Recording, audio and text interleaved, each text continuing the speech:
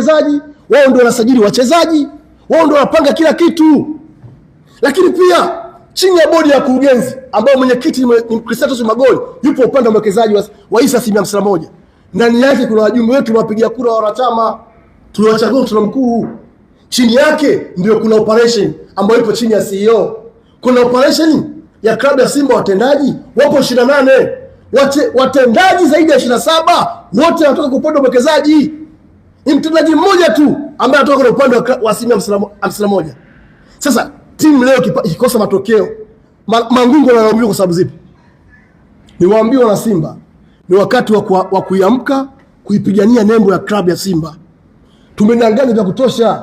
Uwekezaji huu kimvuli hautufai. Leo Mohamed Dewji Mo sisi mwaka 2021 mtoto mkuu alituambia atajenga miundombinu. Baba ni play sauti yake dakika sekunde moja. Atajenga miundombinu ya klabu ya Simba kuanzia hosteli za wanawake, hosteli za wanaume, ataboresha Mo Simba Arena. Leo ni mwaka wangapi? Mwaka wa 5. Hajafanya. Kwa nini hajafanya? Ina maana maendeleo ya klabu yetu hayapigi hatua. Leo Yanga wajenga uwanja wao pale Jangwani, ukiisha sura zetu taziweka wapi? Klabu haiendi kwa sababu imejificha koti la uwekezaji, transformation.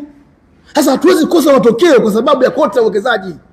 Ni bora watu sahihi ambao watabeba maono ya klabu ya Simba, wataweka hela kwa ajili ya kuinasua Simba ilipo. Kwa sababu ndani ya timu yetu kuna watu wanapigishana shoti, hii timu ikosa matokeo, lawama tupiwe mwenyekiti Mangungu, kwa sababu wanajua timu ikifungwa hashambulii tajiri, hashambulii magoli wala nani, ila ni mwenyekiti Murtaza Mangungu. Kwa hiyo wanafanya makusudi. Leo tumesema hapana, tunaweka kila kitu hadharani ili mwenye macho asikie na amue. Akili za kuambiwa changana na nani na za kwako. Leo hata kushindana wachezaji sokoni, Yanga wamekuwa kutushinda. Mnajua sababu yake?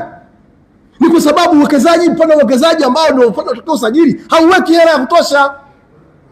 Waliokera tumeshindwa, wamechukua wao. Kila mchezaji ambaye tukumbana na Yanga wanachukua wao. Sasa hii Yanga utamfunga wewe?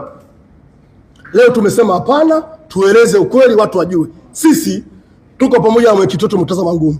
Mwenyekiti Mangungu, tunakutia moyo sana. Kazi yako unaipiga ni ya kutukuka. Upo Simba kwa ajili ya maslahi ya Simba. Ila kazi yako haionekani kwa sababu umevishwa ubaya. Watu wengi hawajui kweli. Yaani kazi kubwa wafanya Mangungu na sisi mtu mwingine. Leo tumesema hapana, tuweke wazi. Watu Tanzania waelewe.